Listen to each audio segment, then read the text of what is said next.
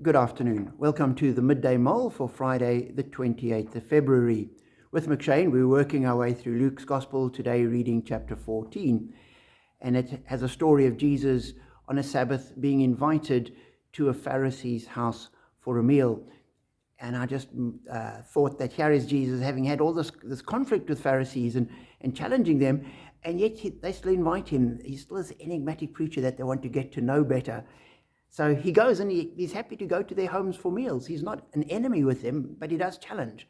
We need to have that same kind of attitude, that we can be friends with people without compromising ourselves.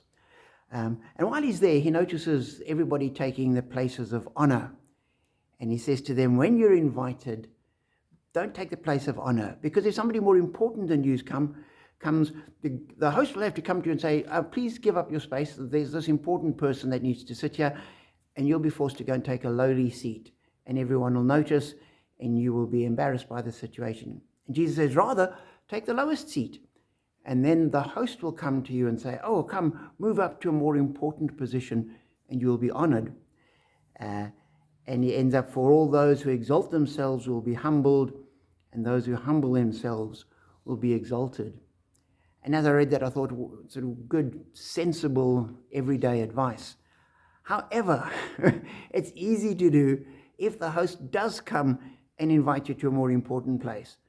But I would read that and I think, what happens if you take the least important place and the host leaves you there, comes and says hello and just goes on, and you're stuck there for the whole feast? That's a different story entirely. But as I read that, I thought, but that really has to be where we are as Christians, that we are prepared to be humble, to take the lowest place, and not worry if we're not invited to the main table, that we are at the back table with the late arrivals kind of thing.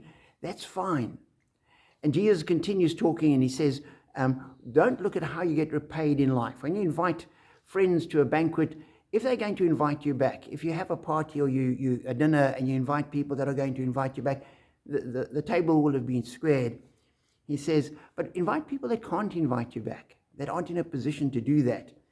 And he says in verse 14, although they cannot repay you, you will be repaid at the resurrection of the righteous. And as I read that, I thought, there you are. It's not about how we even things up here and now. This life is a precursor to the main event, which is eternity.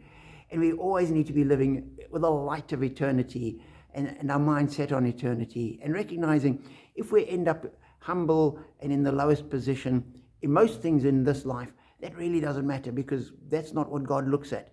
God looks at our hearts and sees where we are, and we don't really mind being in the lowest position here if we know that we are going to be exalted one day and repaid at the resurrection of the righteous. That's what we've got to look at, because if we take the place at the most important banquet the world has to offer, and you're at the main table surrounded by all the presidents and billionaires and most important people of this world, you're only there for a short time.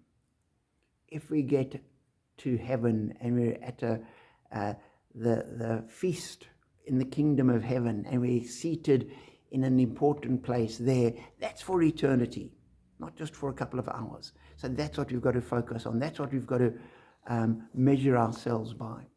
So be encouraged to prepare to be humble, knowing that we live in the light of eternity. Be blessed.